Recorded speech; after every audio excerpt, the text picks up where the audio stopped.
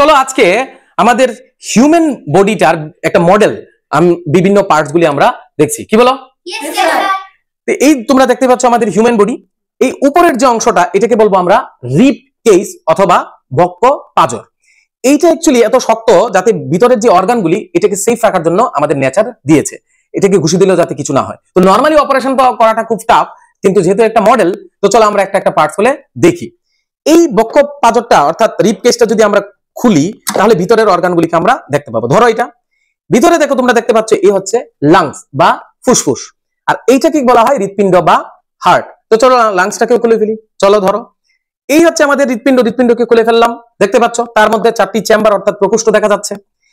এইটাকে কি বলা হয়? এটাকে আমরা বলবো লিভার বা সবচেয়ে বড় গ্ল্যান্ড যকৃৎ, যার মধ্যে তুমি এখানে দেখতে পাচ্ছ গ্রিন কালারের, যেটাকে বলা হয় গাল ব্লাডার বা পিত্তথলি।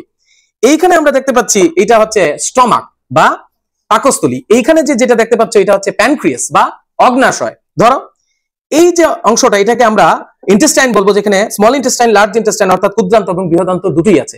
এইটাকে চলো খুলে ফেলি, অপারেশন করছি আমরা। এই ভিতরে তোমরা দেখতে পাচ্ছ এক্সক্রিটরি সিস্টেম তথা রেচনতন্ত্র, এই হচ্ছে আমাদের কিডনি, এই হচ্ছে ইউরেটার বা গোবিনী, আর এইটা হচ্ছে ইউরিনারি ব্লাডার, আর এইদিকে হচ্ছে ইউরেথ্রা বা মূত্র নালী। এই হচ্ছে উপর দিয়ে আমাদের ইম্পর্টেন্ট কয়েকটা অর্গান হিউম্যান বডির।